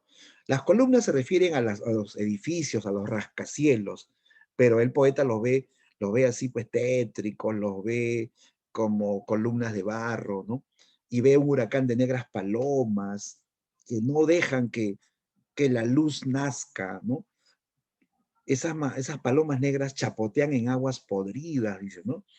Las palomas pertenecen a la naturaleza, pero en Nueva York estas palomas no dejan que la luz, que la luz nazca. Estas palomas chapotean en aguas podridas, dice, ¿no? Que alude a la contaminación, ¿no? Después dice, por acá abajo, a veces las monedas en enjambres furiosos taladran y devoran abandonados niños. Eso es una imagen surrealista. Claro, porque es imposible ver monedas que devoren niños, ¿no? Es una imagen surrealista, pero es muy, muy simbólica. Las monedas representan el afán por el dinero, el afán por acumular riqueza. Dice que estas monedas taladran y devoran abandonados niños. Abandonados niños. O sea, las víctimas son los niños, ¿no? Estos niños son víctimas de este afán por el dinero, por acumular riquezas, ¿no? O sea, los adultos, los padres de esa sociedad capitalista, ¿no? Se afanan por el dinero, por la riqueza, todo el tiempo paran en sus empresas o en sus trabajos y se olvidan de sus hijos, ¿no? ¿Han visto en películas, no?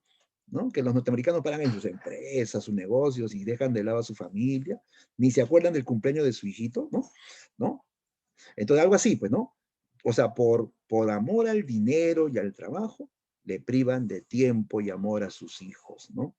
¿Sí? Imponen lo material por encima de lo humano, el dinero por encima del amor. Es una sociedad deshumanizada, ¿no? ¿Ya? Y también se ve el contraste entre naturaleza y civilización, ¿no? Estos edificios enormes representan a la civilización, ¿no?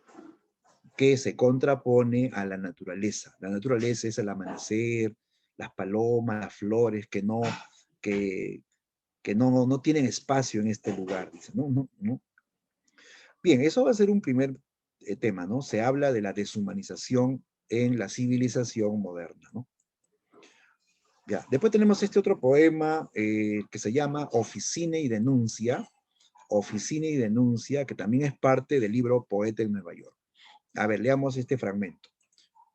Dice, todos los días se matan en Nueva York 4 millones de patos, 5 millones de cerdos, 2.000 palomas para el gusto de los agonizantes, 1 millón de vacas, 1 millón de corderos y 2 millones de gallos que dejan los cielos hechos añicos. Más vale sollozar afilando la navaja o asesinar a los perros en las alucinantes cacerías que resistir en la madrugada los interminables trenes de leche, los interminables trenes de sangre, los trenes de rosas maniatadas por los comerciantes de perfumes, ¿no? Otra vez una mirada trágica, ¿no? De la ciudad de Nueva York. Dice que todos los días se matan en Nueva York millones de animales, millones de patos, millones de cerdos, millones de pollos, palomas pobres, ¿no? Millones de corderos, ¿no? ¿Para qué? Para generar esas industrias de la comida, ¿no? Para el consumismo de la sociedad norteamericana, ¿no? Sí, aquí se hace una mirada, pues, bastante trágica, ¿no? De un holocausto de animales, ¿sí? Es un holocausto de animales. Matar millones de pollos, millones de cerdos, de corderos, de vacas, para la industria, ¿no? Para el capitalismo, ¿no? ¿Sí? Entonces, una crítica a el consumismo, violento, ¿no? Que va pues acabando también con la naturaleza, ¿no? ¿No? Incluso acá habla de trenes de leche, trenes de sangre, rosas maniatadas, rosas que han sido eh, tomadas como prisioneros para fabricar perfumes, ¿no? Es una crítica, pues, ¿no? Al afán capitalista, ¿no? Que va chocando con la naturaleza, ¿no? Muy bien. Terminamos, chicos, comentando el teatro de Federico García Lorca. Lorca hizo teatro, ¿ya? Sobre todo hizo tragedias. Veamos características del teatro de Federico García Lorca. Ya. En primer lugar, en sus obras destacan personajes femeninos, ¿sí? Mayormente los protagonistas de sus obras son mujeres, mujeres temperamentales, o sea, mujeres de carácter fuerte, ¿no? Como en Boda de Sangre, la madre del novio es protagónica, o en La Casa de Bernarda Alba, ¿no? O en Yerma, ¿no? Las protagonistas son mujeres, ¿no? ¿Ya? Ahora, en estas obras de Lorca, los personajes padecen o se enfrentan al designio de las normas sociales, ¿ya? Los personajes de Lorca van a tener dos caminos: someterse o rebelarse contra las normas sociales, los códigos de la sociedad. Y en ambos casos sufren. Cuando se someten a las normas sociales, sufren porque se sienten frustrados. Y cuando se rebelan, sufren más porque hasta van a morir, ¿no? ¿Ya? Esa va a ser la constante de las obras de Lorca. Personajes que se someten o se rebelan contra las normas sociales. Y en ambos casos sufren, ¿ya? Sufren. Por ejemplo, ¿no? Una norma social, un código social, es que se unan personas de la misma clase social, ¿no? Los ricos se casan entre ricos, los pobres con los pobres, ¿no? Pero en la sola Lorca ocurren que los personajes se rebelan contra eso. Como en Boda de Sangre, ¿no? Que la novia que es de familia acomodada, de hacendados, se enamora de un muchacho pobre, ¿no? Y hasta se fuga con él, ¿no? Ya, pues y eso va a generar una tragedia, ¿cierto? ¿Correcto? O en la obra La Casa de Bernarda Alba, ¿ya? Doña Bernarda Alba es una mujer viuda que tiene hijas, todas mayores, todas ya en edad de casarse, pero como ella queda viuda, eh, ella ordena el luto, pero no un luto de un año como suele hacerse, ¿no? 7 años de luto, imagínate. 7 años de luto, vestir de negro, usar velo, no poder asistir a ninguna reunión, a ninguna celebración, mucho menos enamorarse. Tenían que guardar luto 7 años, ¿ya? Y esas hijas, pues, ya todas estaban, pues, mayores, ¿no? Con decirte que la mayor tenía 38 años, ya tenía 38 años, y se llamaba Angustias. Así honor a su nombre, ¿no? Angustias, ¿no? ¿Ya? Nunca había tenido enamorado ni pretendiente, ¿no? Porque su madre no se lo permitía. Y así la otra tenía 36, la otra 30, y así todas eran ya adultas, pues, ¿no? Y tenían nombres tristes. Una se llamaba Angustia, otra se llamaba Martirio, otra se llamaba Soledad, otra se llamaba Magdalena, ¿no? Dolores, o sea, todos nombres tristes, ¿no? Ya, después de los 7 años de luto, la madre le consigue novio a la hija mayor, ¿ya? Porque la ley era que se casaban en orden, ¿ah? Así era la cosa, en orden. No se podía casar la menor antes que la mayor. La menor tenía que esperar, ¿no? A que la mayor se comprometa. Ya pues la madre le consigue novio a la mayor y resulta que la hija menor de todas le coquetea al novio de su hermana. Sí, le coquetea, le sonríe, citan un encuentro incluso. Y termina estando con el novio de su hermana mayor, ¿ya? Se entrega a él así en un establo, ¿no? Se descubre la relación, doña Bernarda le pega, la bofetea con ida y vuelta, ¿no? agarra su escopeta, busca a ese, a ese hombre que había deshonrado a su hija, pues, ¿no? Dice que lo va a matar, sale disparando, luego regresa diciendo que lo ha matado, ¿no? Y la chica, pues pensando que han matado a su amado Pepe, se llamaba Pepe el Romano, termina ahorcándose, ¿ya? O sea, esta chica rompió un código de la sociedad, meterse con un hombre que estaba comprometido, ¿no? Quitarle el novio a su hermana. Y por haber hecho eso, todo terminó en dejarse. Ella terminó suicidándose, ¿no? Entonces, aquí los personajes o se someten o se rebelan, pero igual sufren, ¿no? O sea, no había escapatoria, ¿no? Ajá, Pepe el Romano, así se llamaba el novio de Angustia, la hermana mayor, ¿no? Y la menor, que se llamaba Adela, era la oveja negra, pues, la rebelde de la casa, ¿no? Ella se metió con el novio hermano y terminó muerta, ¿no? Bien, ¿qué más? El teatro de Lorca se caracteriza también por ser realista, ¿no? Sus obras nos hablan de hechos de la vida cotidiana en España, ambientes reales, personajes típicos de España. No hay fantasía, no hay cosas sobrenaturales. Y además tiene finalidad didáctica, ¿ya? Es realista y tiene fin didáctico, o sea, busca la reflexión del público, busca dar una lección o enseñanza, ¿de acuerdo? Sobre todo critica, ¿no? A esa sociedad española demasiado machista, demasiado eh, apegado a normas rígidas, ¿no? Veamos el caso de Bodas de Sangre. Ya, es una historia muy conocida ya por todos nosotros. Vamos a comentarla brevemente, ¿ya? Bodas de Sangre es una tragedia que nos presenta el tema de el amor pasional de signo trágico, ¿sí? Esto ocurre en una zona rural donde hay hacendados ricos que tienen ya la costumbre de casar a sus hijos, pues, ¿no? Ricos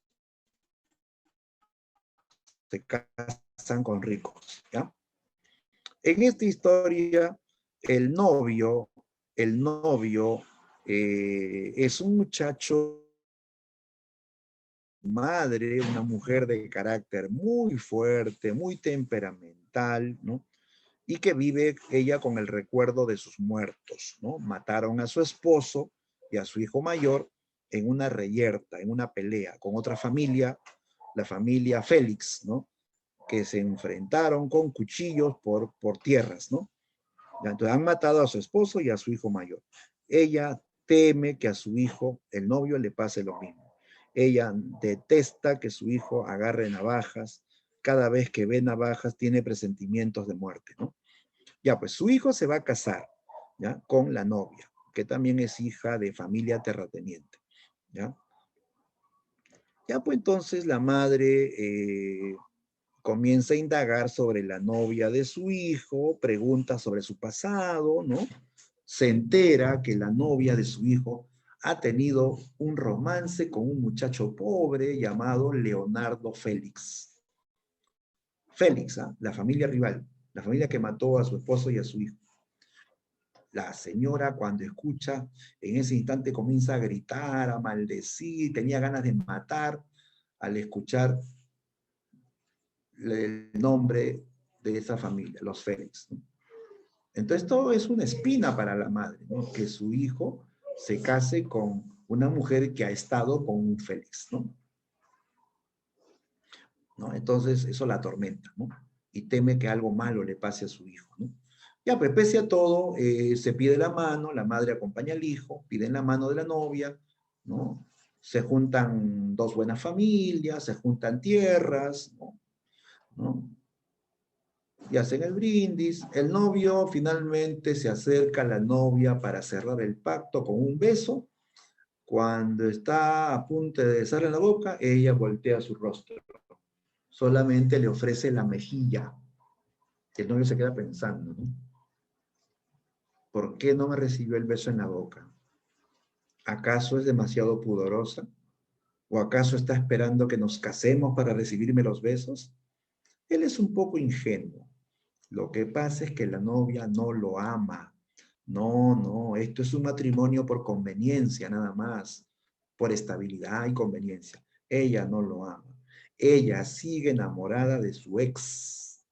¿Quién era su ex? Su antiguo amor, ¿no? Se llamaba Leonardo, Leonardo Félix. Félix, ¿ah? Leonardo Félix. Sí, es el único personaje que tiene nombre propio en esta historia. El único que tiene nombre propio. Los demás son llamados en forma general. El novio, la novia, el padre de la novia, la madre del novio, la vecina, la criada. No, no se menciona su nombre. ¿Por qué? ¿Por qué Leonardo es el único que tiene nombre? ¿Saben por qué? Porque él es el rebelde de esta historia. Los demás ya se va a casar, Leonardo está, pues, está, ¿no? Atormentado, pues, ¿no? Él cabalga hacia la hacienda de la novia, ronda la hacienda varios días, ¿no? El día de la boda, o en la víspera de la boda, primero la novia está pues muy angustiada porque ya se va a casar, pero sigue pensando en Leonardo, incluso hasta le caen lágrimas, ¿no? Eh, y el día de la boda, Leonardo se presenta temprano en su casa, al amanecer, ¿no? ¿Ya? Eh, y se encuentra con ella, pues, ¿no? Y entre otras cosas, pues termina diciéndole, ¿estás segura de lo que vas a hacer? ¿Tú amas a ese hombre? ¿Lo amas de verdad? Dime, ¿qué significado yo en tu vida? ¿No? Mírame a los ojos y dime, ¿qué significo yo en tu vida? Y la novia pues lo quería, pues, ¿no? Quería en ese momento abrazarlo y besarlo, pero por orgullo se contiene, ¿no? Vete, tú ya estás casado, tú ya tienes un hijo, déjame hacer mi vida, le dijo, ¿no? Leonardo le dice, yo solo quería decirte que a pesar de todo, yo te sigo queriendo, ¿no? He tratado de olvidarte, me he echado arena en los ojos y nada, ¿no? Él le dice, si quieres casarte, cásate pues y deja que este fuego te consuma, como me ha consumido a mí todos estos años. Porque no es verdad que el tiempo cura, ni las paredes tapan. ¿Quieres casarte? Cásate pues. Yo me casé, ahora cásate tú también. Y Leonardo se va. La novia se queda pues con esa angustia, con ese sentimiento de que ella pues lo quiere a él, ¿no? Pero se va a casar con otro, ¿no? Bueno, la boda se realiza, ¿ya? Ella se casa con el novio, Leonardo está presente porque él ha sido invitado a la fiesta, ¿no? Porque él está casado con la prima de la novia, ¿no? Pero ¿qué pasa en la fiesta?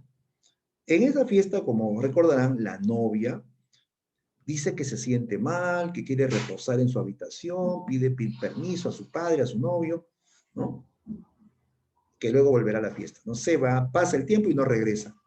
Misteriosamente la novia ha desaparecido y misteriosamente Leonardo también ha desaparecido. Misteriosamente el caballo también ha desaparecido. Como ya tú te imaginas, ellos se han encontrado a solas, ¿no? Y se pusieron a recordar, pues, chicos, un remember, ¿no? ¿no? Se pusieron a recordar esos tiempos cuando ellos fueron felices. Se desató la pasión entre los dos y el novio, sin importarle nada, la sube a su caballo y se la lleva al campo, ¿no? La novia se deja llevar. Ella no puede también controlar al apasionado Leonardo, ¿no? Se la lleva y va a ser, ellos van a ser vistos por la esposa de Leonardo. Ella los ve cuando se están fugando montados en un caballo, ¿no? Entra la esposa gritando que la novia se ha fugado con Leonardo. ¿Ya? Así indignadísima. Todos se quedan mudos, nadie lo puede creer. Todos quedan mirando al novio. Ese pobre novio sentía que de la frente le crecían dos protuberancias ramificadas. Humilladísimo. Y la madre pide que limpie su honor.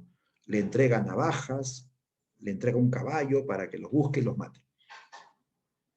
Y él no, y Leonardo y la novia huyen al campo, se detienen y ahí dan rienda suelta a su pasión, y ahí la novia pues le dice yo te quiero, pero también no te quiero, o sea, sabe que está mal, pues, ¿no? O sea, está luchando, pues, ¿no?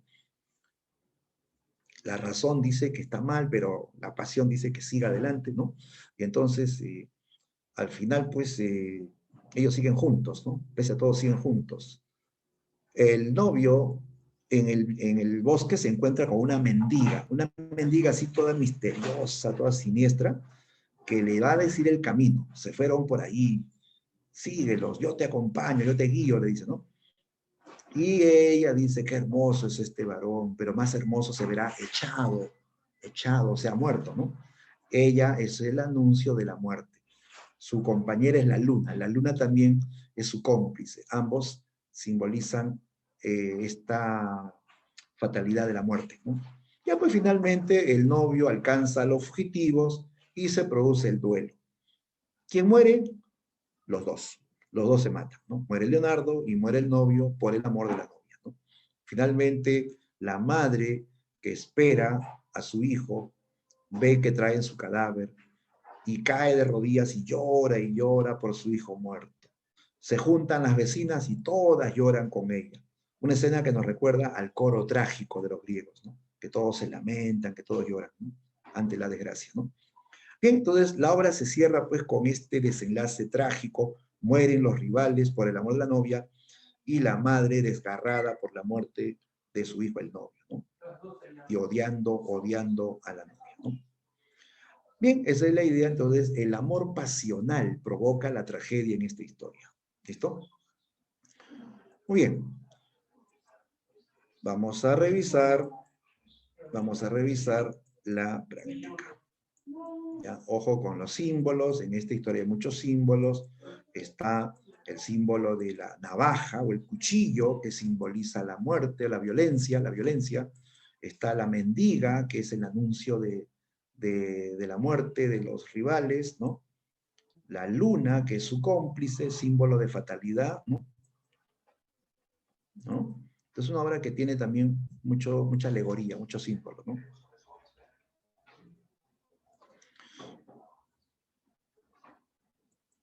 Ya, a ver, vamos a resolver la práctica de hoy. Ya. Listos, todos con su práctica. A ver, te pide uno la afirmación correcta sobre el romanticismo español. Solo una es correcta sobre el romanticismo español.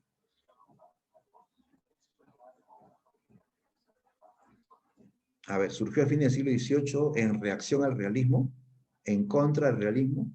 El romanticismo nace en contra del neoclasicismo, ¿eh? Contra lo anterior siempre, ¿no? Contra lo anterior. Ya, esto es falso. Los autores muestran apego a los preceptos literarios. Preceptos son reglas, ¿no? Los románticos no quieren reglas, ellos buscan la libertad en el arte, ¿no? No, falso, ¿no? Ya, falso. Me están pidiendo lo correcto. ¿Cuál es lo correcto? COD. Recuerda que el romanticismo en España generó un resurgimiento, un renacer de su literatura. Esto es A. La D no, porque dice desecha. No desecha la idea del genio creador, al contrario, lo exalta, le rinde culto, ¿no? Al genio creador, ¿ya? Clave D.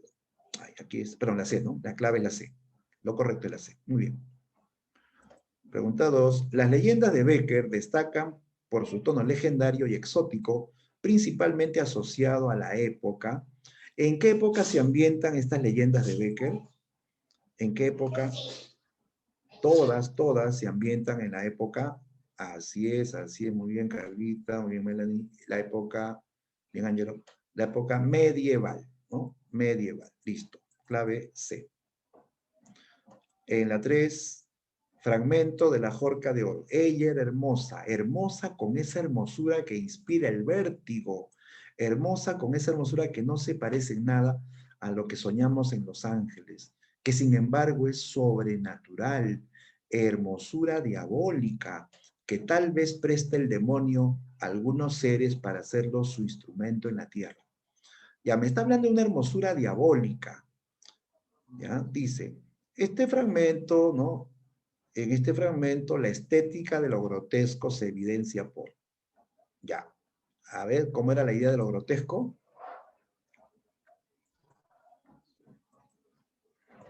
Así es, Kevin, la D de dedo, ¿no? Este contraste que hay entre lo hermoso y lo enfermizo, o lo bello lo bello y lo demoníaco, ¿sí?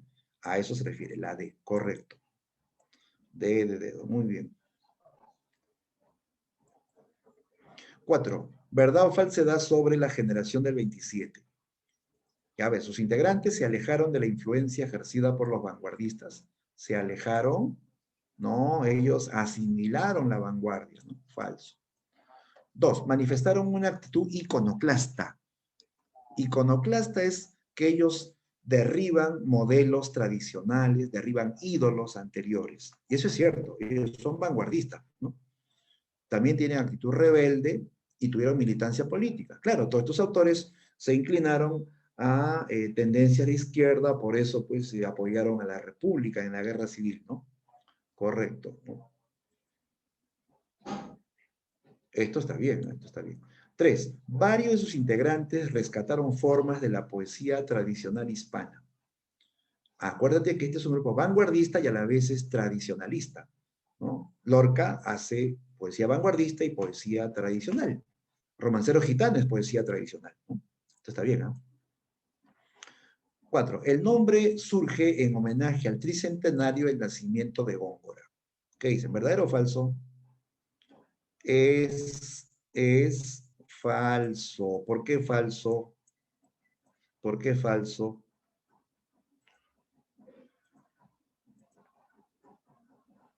Porque no es por el nacimiento, pues el tricentenario de la muerte.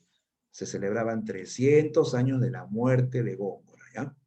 Ya, entonces sale la, a ver, falso, verdadero, verdadero, falso, ¿no? La B, ¿cierto? La B.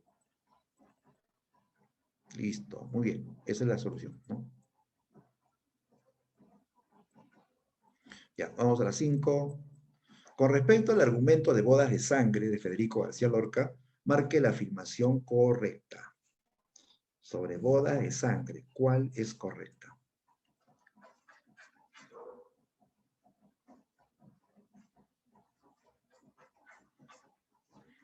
Ya lo viste, ya lo viste. ¿Cuál es tu clave?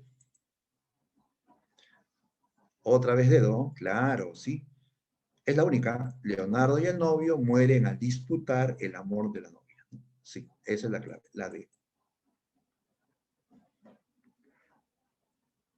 Por fin no puede ser la C. La muerte es un tema importante dentro de esta novela. Ah, un momento, no es novela.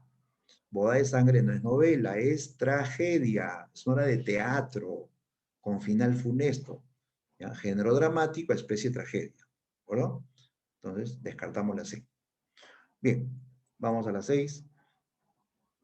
Ya, fragmento de la rima 4 de Becker. Dice, mientras la ciencia a descubrir no alcance las fuentes de la vida, y en el mar o en el cielo hay un abismo que al cálculo resista, mientras la humanidad siempre avanzando no sepa dónde camina, mientras haya un misterio para el hombre, habrá poesía.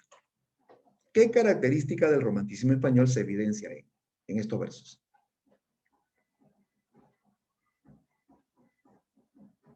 O sea que tú sabes que a los románticos le atrae mucho lo misterioso, lo que la razón o la ciencia no puede explicar, ¿no? Esa es la idea del gusto por lo metafísico, ¿no? ¿Ya? Aquí se ve cuando dice, mientras hayan misterios para el hombre, habrá poesía. Mientras la ciencia no pueda explicarlo todo, no pueda calcularlo todo, habrá poesía. Entonces, ahí se ve que los románticos van a rechazar lo racional y van a inclinarse por lo misterioso, por lo sobrenatural, ¿no? Ahí está, letra A, letra A. Ya, a ver, sigamos. 7. El romanticismo se mostró a través del culto a la figura del poeta y la elevación del individuo ante la sociedad. Estas actitudes corresponden con el romántico le rinde culto a su propia figura, a su propio yo, eleva al individuo por encima de la sociedad. Ya, eso tiene que ver con, ya, eso tiene que ver, chicos, con esta actitud, pues, de sentirse diferente, de sentirse libre, ¿no? Y a eso se llama, pues, subjetividad y libertad también, ¿no?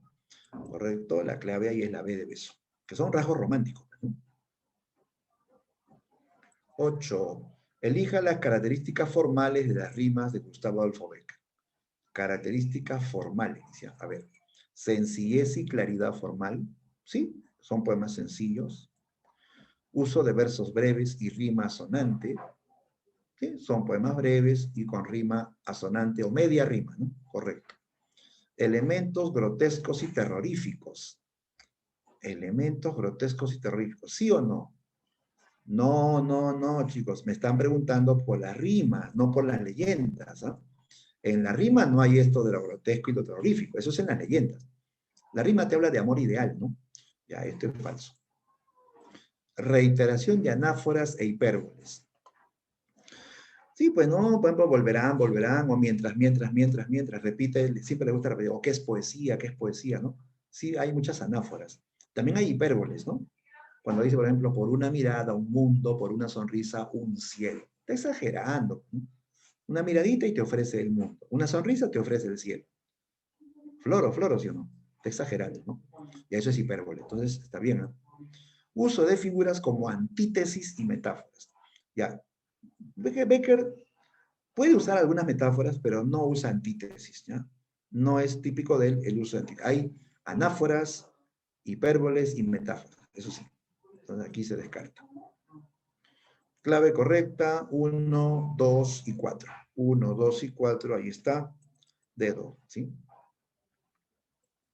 9. 9. En la rima, no digáis que agotado su tesoro, de asuntos falta, enmudeció la lira. Podrá no haber poetas, pero siempre habrá poesía. ¿Qué tema se aprecia? Dice, siempre habrá poesía. Incluso puede ser que no haya ni poetas, pero siempre habrá poesía. O sea, quiere decir que la poesía va más allá, pues, de lo humano, más allá del lenguaje mismo, ¿no? ¿Ya? La poesía es siempre eh, perdurable, ¿no? Perdurable, ¿no? Clave C de cerebro, ¿ya? Pregunta 10. Elige el enunciado incorrecto en relación al fragmento de La Corza Blanca de Gustavo Adolfo Bécquer. Y esta es una leyenda de Bécquer, ¿no? Dice, Garcés, ¿qué haces? El joven vaciló y después de un instante de duda, dejó caer al suelo el arma, espantado a la sola idea de haber podido herir a su amante. Una sonora y estridente carcajada vino a sacarle al fin de su estupor. La Corza Blanca había aprovechado aquellos cortos instantes para acabarse de desenredar y huir ligera como un relámpago, riéndose de la burla hecha al montero. Ah, condenado engendro de Satanás, dijo éste con voz espantosa, recogiendo la ballesta con una rapidez indecible. Pronto has cantado la victoria, pronto te has creído fuera de mi alcance. Y esto diciendo, dejó volar la saeta, o sea, dispara, ¿no? Que partió silbando y fue a perderse en la oscuridad del soto, en el fondo del cual sonó al mismo tiempo un grito, al que siguieron después unos gemidos sofocados, ¿no? Dios mío, exclamó Garcés, al percibir aquellos lamentos angustiosos. Dios mío, si será verdad. Y fuera de sí como loco, sin darse cuenta apenas de lo que pasaba, corrió en la dirección en que había disparado la saeta, que era la misma en que sonaban los gemidos. Llegó al fin, pero al llegar sus cabellos se erizaron de horror, las palabras se anudaron en su garganta, y tuvo que agarrarse al tronco de un árbol para no caer a la tierra. Constanza, herida por su mano, expiraba allí a su vista, revolcándose en su propia sangre entre las agudas zarzas del monte. Ya. Eh, sobre este texto, lo correcto, aquí habla pues de una especie de cazador que quiere dispararle a un ave, pero que huye y él le dispara, pero ¿a quién termina matando? A su amada Constanza, ¿no? Entonces aquí se evidencia el tema de cómo cómo la Corsa Blanca, en cierto modo, se ha mofado del joven Garcés que huye, ¿no? Y él dispara, pero provoca una desgracia, ¿no? Mata a la mujer amada, ¿no? Ya, chicos, hasta aquí hemos visto 10 preguntas. Las otras 5, las respuestas se las voy a colocar en el intranet porque ya no quiero tampoco pasarme más de la hora para no afectar el siguiente curso, ¿ya? Igualmente les pongo las claves de las 5 últimas en el intranet, ¿ya? Bien, chicos, entonces quedamos aquí hasta la próxima semana.